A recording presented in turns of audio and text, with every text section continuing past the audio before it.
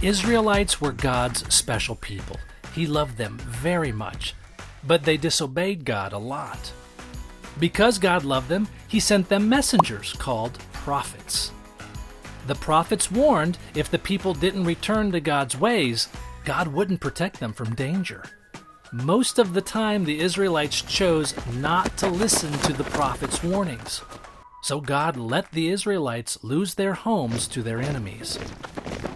But even though they had disobeyed God, they were still special to Him. So He sent another prophet named Ezekiel with some good news for them. God gave Ezekiel a vision. That means God showed Ezekiel a special picture from God's Spirit. This vision must have been very strange for Ezekiel because in it, God led him to a valley that was filled with dried up bones. Then God asked Ezekiel if the bones could be alive. It sounds like a strange question. Bones don't come back to life, right? But Ezekiel knew God could do anything He wanted. So he said, "Lord and King, You are the only one who knows." Great answer, huh? God wanted Ezekiel to know that the Israelites were like this pile of dry bones. They had disobeyed God and lost everything. It seemed like there was no hope for them, just like it seems there is no hope for bones to come back to life. But then God told Ezekiel to tell the bones, God will put breath in you and you will come to life again. And the bones started to rattle and come together.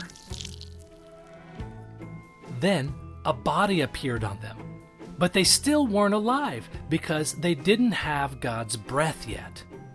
So God told Ezekiel to say to the breath, "Enter the bodies so that they can live again." When Ezekiel did what God said, breath entered the bodies and the people were alive. Not only that, Ezekiel realized they were a huge army. God helped Ezekiel understand the vision. The Israelites were all out of hope, but God still had good news for them. He was going to put His own Spirit, His breath of life, into them. Then they would know it was God who was helping them. God gave Ezekiel this awesome vision for Israel, but it's for us too.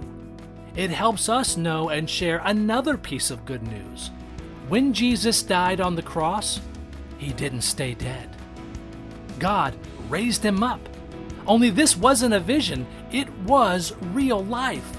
God has that kind of power. God never gave up on the Israelites, and He'll never give up on us. He's always willing to forgive us and bring us back to Him. We can be glad that God has good news for His people.